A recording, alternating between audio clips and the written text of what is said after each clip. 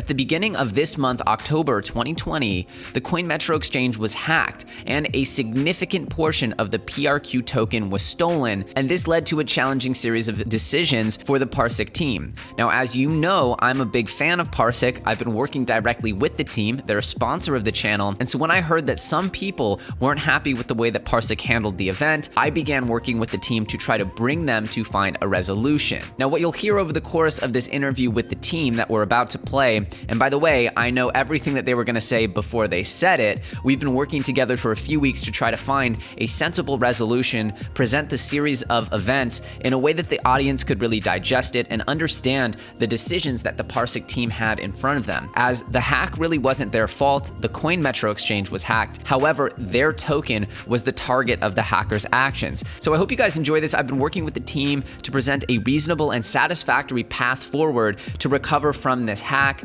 Obviously, they protected a significant amount of holders by forking their coin and reissuing it. However, there was a noteworthy 100 to about 150 people who did buy the dip on Uniswap. And while they were able to protect the 7,000 plus holders that didn't buy the dip, there was still about 100 to 150 people that were left out of that plan. So I've been pressing Parsiq to try to figure out how to do something for these people, bearing in mind, of course, that they are a very small startup and they don't have all the money in the world just to make it rain on everybody. Again, it wasn't their security systems that got breached. It was Coinmetro's, remember? So if you guys are excited to hear what went down, the timeline on how Parsiq reacted to it and actually used their technology in a variety of ways, in addition to creating new tooling and new technology that helped them address specific issues throughout the timeline, I think you guys will enjoy this one. So if you guys are excited, give me a thumbs up. And as usual, remember, each and every comment is entered to win your very own Ledger Nano S. Welcome to the channel, Tom Tierman from Parsiq, the CEO and founder. Tell us a little bit about Parsiq, Tom, for those of us who might not be aware of what Parsiq is and what it does. So essentially, Parsiq is a platform that makes blockchain events consumable, and it makes blockchain data actionable.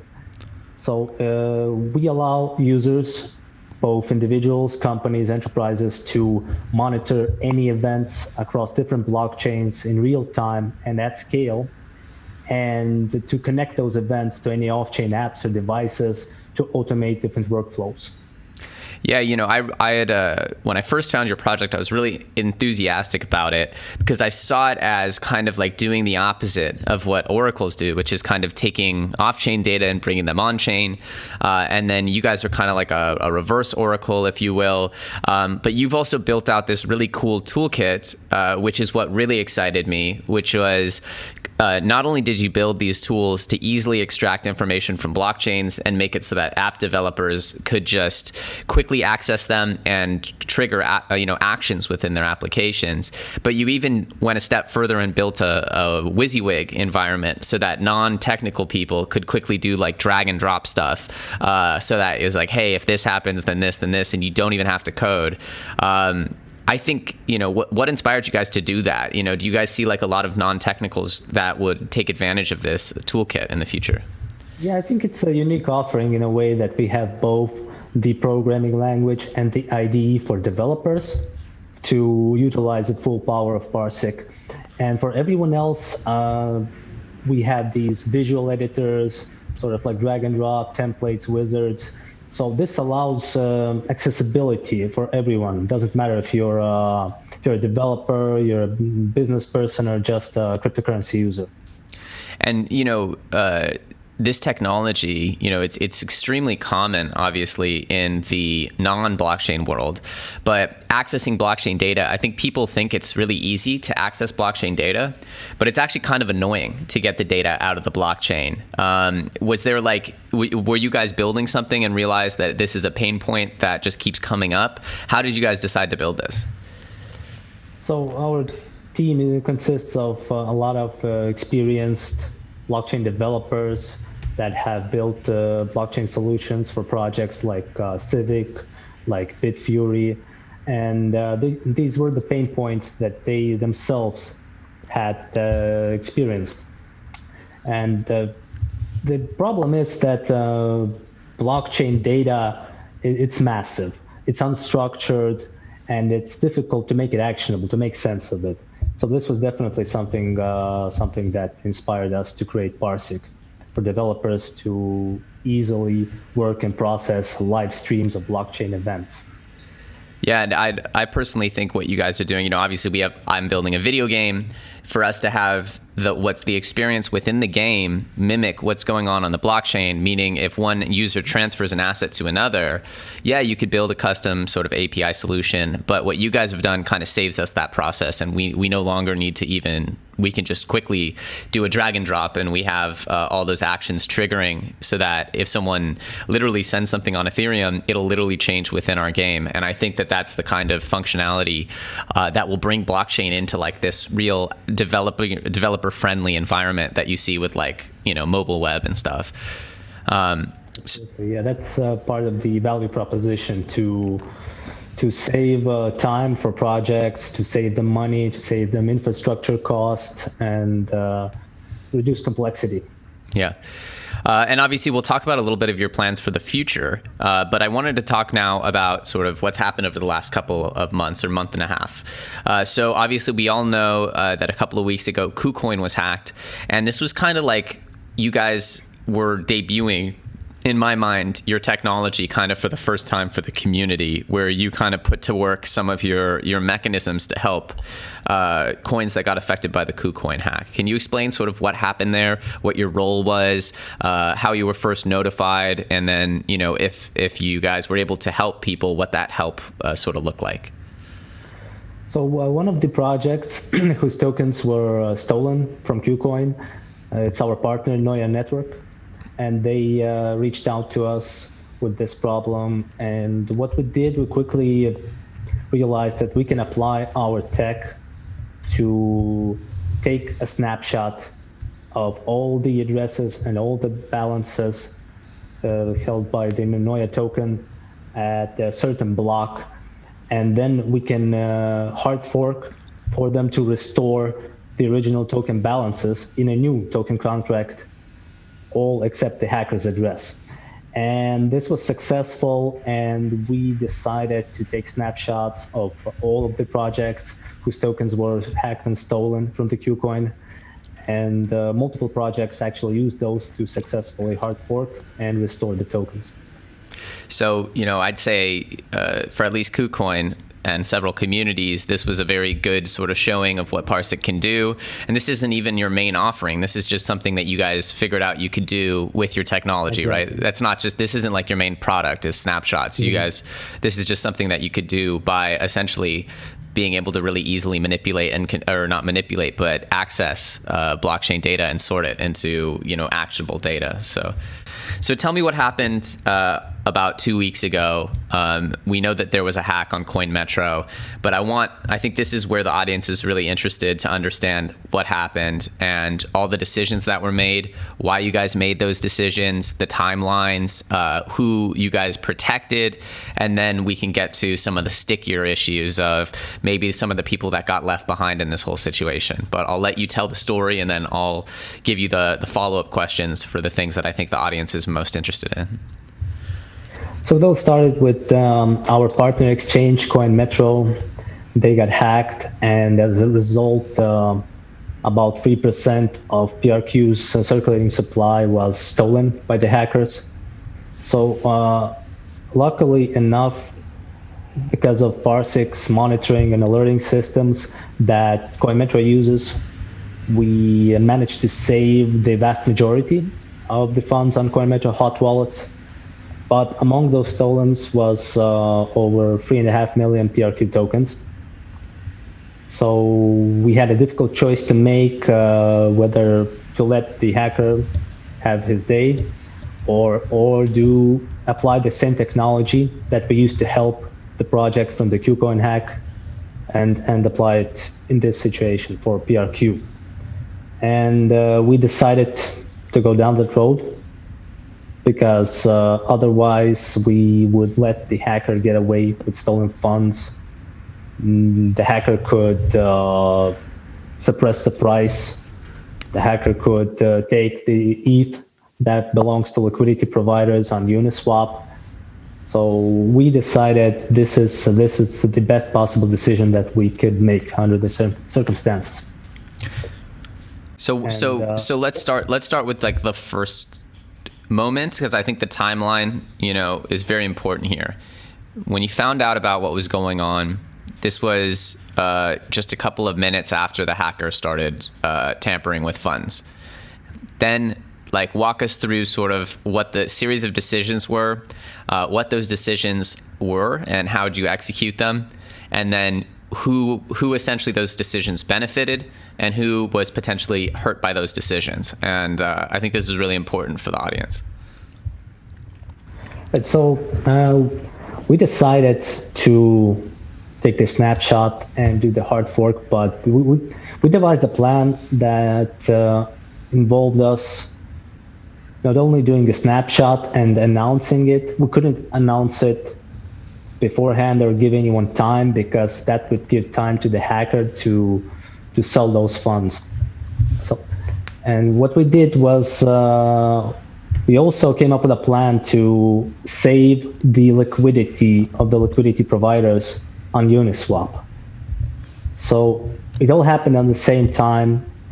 We took the snapshot, we posted the announcement in all of our social media channels, and then we deliberately created a false flash crash on Uniswap by selling a large amount of the now obsolete PRQ token to crash the price over 99% to save the Ethereum that was in the liquidity pools, and later restore the Ethereum to their proper owners.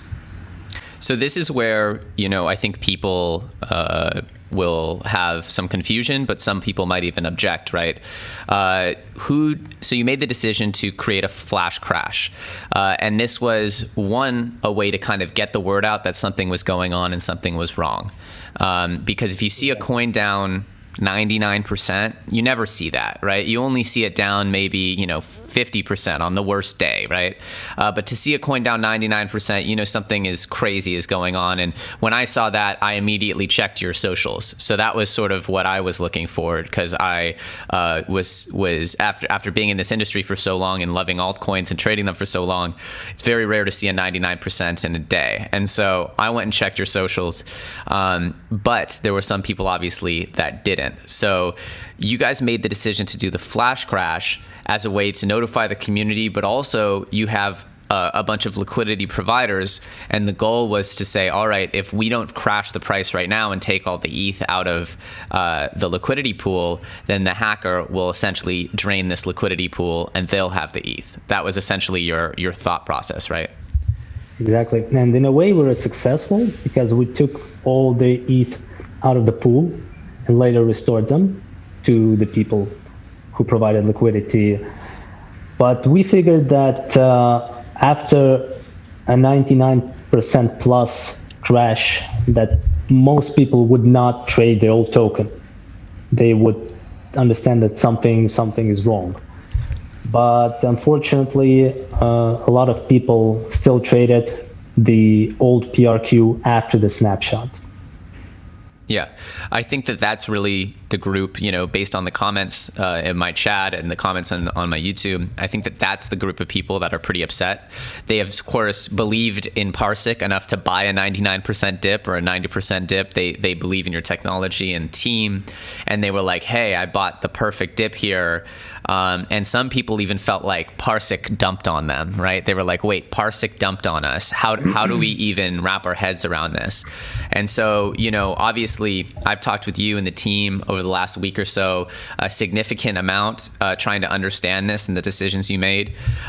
So talk about essentially the different options, because essentially it sounds like if you guys weren't going to dump, the hacker was going to dump and take that ETH, essentially. And that ETH would have been, it's not that it was just going to sit there, it's that ETH was essentially going to be drained by a hacker instead of restored to liquidity providers. And most importantly, Parsiq didn't make money on this, right? Like, it's not like you guys took that ETH and had a party with it, right? No, absolutely. And actually, we had a lot of costs because of the whole process, but it was all done to protect the 7,000 holders that we have, and also the liquidity provider. So out of all options that we had, we felt this was the best one. The least amount of people would take any loss. Yeah. And people had said things like, why don't they just remove the liquidity? Why didn't they just burn their LP tokens? Or, people felt like there could have been other options. But can you explain the sort of cost and benefit of those different options? So there really weren't any options because the liquidity belonged to the people, the community. We had no way to notify them. We don't know them personally. The only way we could have notified them is by public announcement, but that would have been an invitation for the hacker to start selling. So that wasn't an option. We have no freeze or burn function in the old smart contract, so that wasn't also an option. So this is the best plan we could have come up with. And I understand, that essentially after talking to you, you said, we protected 7,000 people, and that was the goal. Is you protected the holders of the token as well as the liquidity providers. And there was, compared to 7,000 people all getting hurt financially, you were able to kind of shield them, as well as, however, you were not able to stop the Uniswap buyers from buying that huge dip. And so there was, your estimates are between 100 and 150 people that were sort of negatively affected by this, bought on Uniswap, and were essentially victims of this, right? Correct. And so, I've been talking with you and saying, hey, the 7,000 people that you protected, they were asleep. They slept through the earthquake. They don't even know what happened. And they're not concerned, right? Because everything's okay for them. And so a lot of those people, it's like nobody's sending you thank you cards, those 7,000 people. But you do have the 100 people that are very kind of upset. So I was kind of pushing you to come up with an idea of what can you do to essentially help these people. And you told me you had some ideas.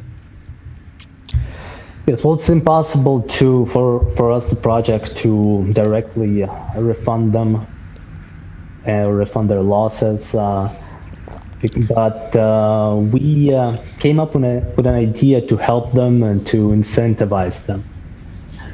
So for a while, we had planned to launch a liquidity boost program to reward additionally liquidity providers who provide liquidity for PRQ on Uniswap. So for them to be eligible to get additional rewards on top of what Uniswap is paying them, additional rewards in the form of PRQ, we will now issue a utility token called PRQ BOOST. And to be eligible for PRQ rewards, you have to stake some PRQ boost. So this will create demand for the new token, and a substantial part of the newly minted token we will airdrop to the people who incurred losses by trading the old PRQ on Uniswap proportionally to their losses. So this is like a way for us to help and support the community. And you actually used Parsiq technology to establish what those losses were, right? Because it's not so easy to just look at the blockchain and say who won and who lost here. But, I think part of the irony of what's happened here is that this moment should have been, in my opinion, a great example of Parsiq's technology. But instead, everyone's focused on the hacker, the dumping, the liquidity switch, and all these things. And no one's quite paying attention to all the times that I think that Parsiq kind of used their technology for good, or you guys kind of solved problems with it. So, to recap, what problems did you address? And obviously, I know that you guys built a few tools on the fly to to sort of identify who the victims were. Can you talk a little bit about what you guys built very quickly to kind of address this stuff, just to show, I think, the audience how quickly you guys were reacting from a tech side? Right. Well, to calculate the losses, we actually used our tech. We used our archive nodes along with our monitoring system to calculate all the trades of the old PRQ after the snapshot. So we know exactly who earned money by trading the old PRQ token, who lost money, and how much and when. So we have all of this data available thanks to the technology that our team has developed. And you also mentioned to me before we had this conversation, before we recorded this episode, that one of the exchanges that you worked with actually made things a lot worse. Can you tell us a little bit about that? And I was actually kind of just blown away. Maybe I shouldn't be blown away, but I was a little blown away by this. And so for the successful implementation of the hard fork, we needed all centralized exchanges to disable withdrawals and deposits before the snapshot. Now, we reached out to all of them, and all of them confirmed that they disabled all deposits. Trading could continue on the books because nothing moves on the blockchain actually, but it was important that no one could deposit or withdraw PRQ from centralized exchanges. And eventually we found out that Poloniex exchange, they had a loophole in their deposit system. So they removed the deposit button, but those who knew their deposit address were still able to deposit and sell that PRQ. So what happened was a few people were buying the old obsolete PRQ on Uniswap for almost zero, sending it to Poloniex and selling it to people for a substantial amount of money. Now, when we found this out, we asked Poloniex to halt trading immediately, but a lot of damage has already been done because people who sold the obsolete PRQ on Poloniex, they already received their USDT and they had withdrawn it. So it was impossible for Poloniex to reverse those trades. We had multiple calls with the Poloniex team. We offered different options on how to solve this, but they rejected all of the offers. And basically, they left the PRQ buyers with nothing, with the old worthless PRQ token. And on top of all that, they took the old PRQ tokens, which they knew were not worth anything anymore, and they dumped it on Uniswap buyers. So you're saying Poloniex took the old token and dumped on Uniswap? Exactly. We were surprised as well to see this happening. And those were PRQ tokens that were supposed to belong to users on their platform, right? Right. They dumped the exact amount that they had at the moment of the snapshot because they knew they would be receiving the new ones in that same amount. They didn't need the old ones. So they decided to earn a little bit of money on it, I suppose, by selling it to unsuspecting buyers.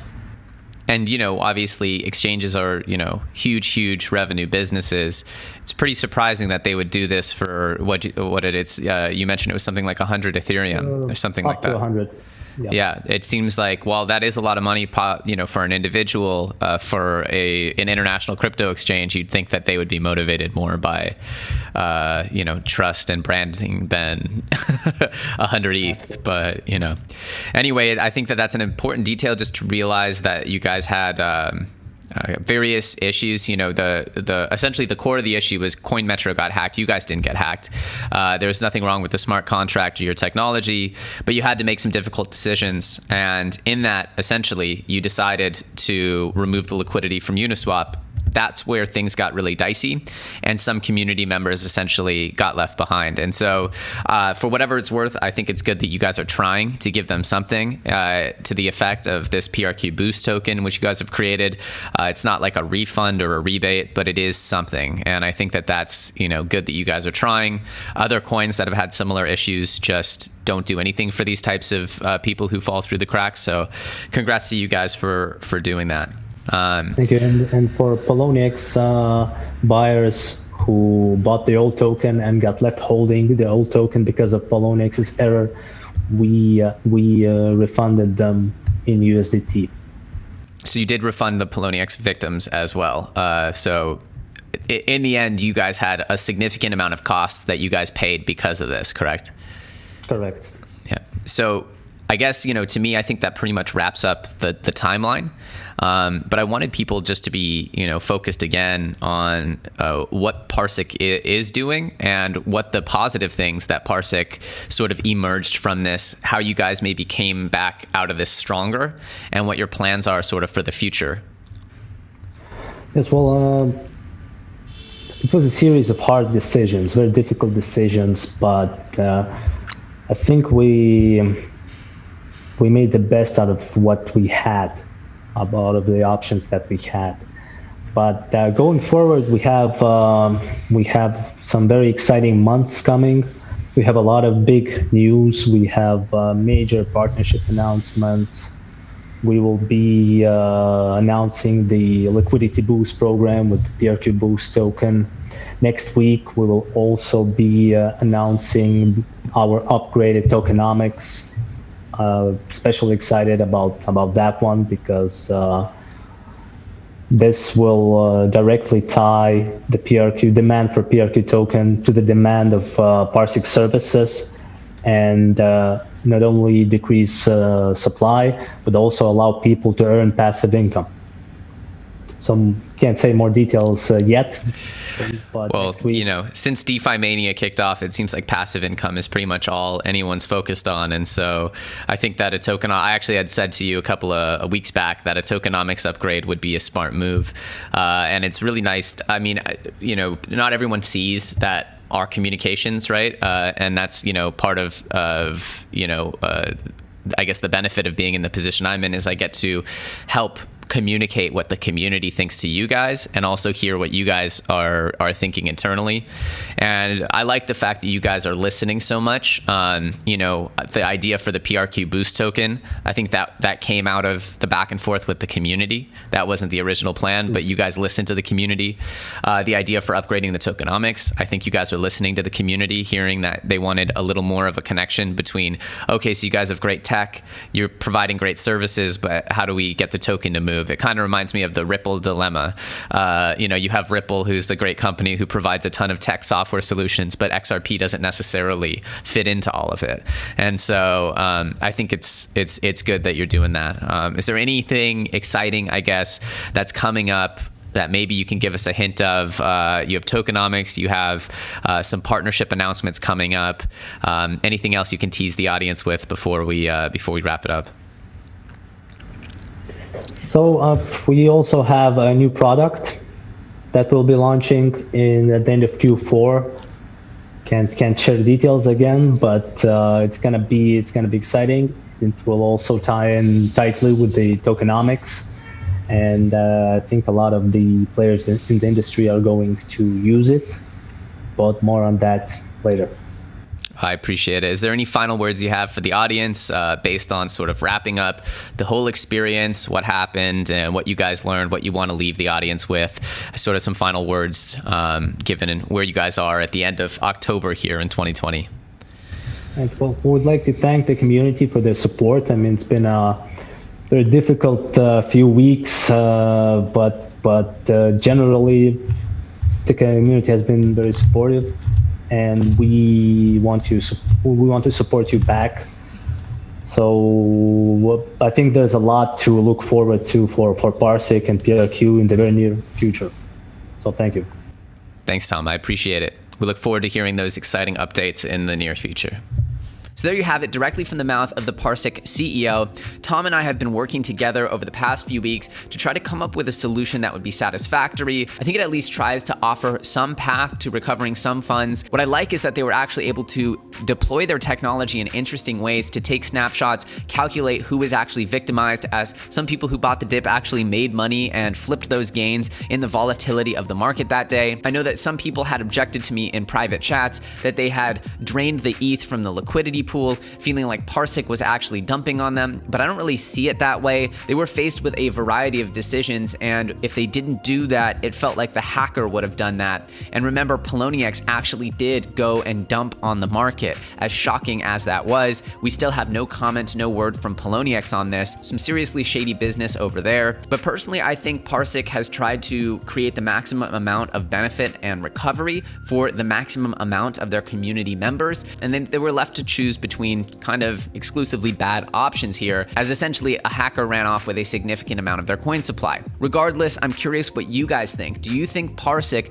made good decisions throughout this process? Do you think that they need to do more? What do you think of the PRQ Boost program? I'll link the blog article explaining PRQ Boost below this video. Now, I happen to know that Parsiq has some pretty amazing stuff on the horizon. Throughout this whole event, I believe Parsiq's technology kind of got a battle testing here, and I happen to know that they've been making inroads and partnerships with some really impressive projects, and so there's a lot to look forward to with Parsiq, but I think it's important that we make sure that this event is properly addressed and that the people who feel like they were hurt by this feel like at least the team is trying to help them in the way that they can. Now, I have talked directly with the team and told them that the community management needs to be leveled up, as the way that they were handling the Telegram really didn't seem to make the people who got victimized on Uniswap feel any better about it. In fact, quite the opposite. So these are all part of the growing pains of being a small startup, but hopefully throughout this episode, you're able to see that, at least from my perspective, Parsiq is trying to do what they can do to make things right. But I'm curious what you guys think. Let me know in the comments section below. And as usual, if you enjoyed this video, go ahead, smash that like button. And remember that each and every comment is, of course, entered to win your very own Ledger Nano S. Thank you guys so much for watching. My name's Elio Trades, and I'll see you very soon on the next episode.